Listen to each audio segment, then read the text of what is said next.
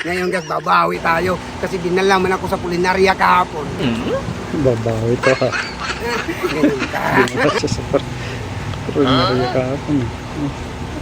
Nagyan ng gandang hawak niya yung picture niya. Hindi lang sa kampusan to na ito. Oh, Federica. May salamin pa. Pati picture ha, latest ha. Pinirikan ng kandila. 2 hours later. Gising na.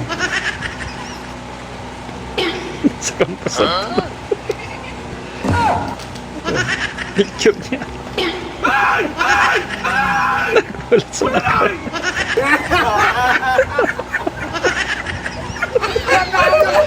Talagang parlo.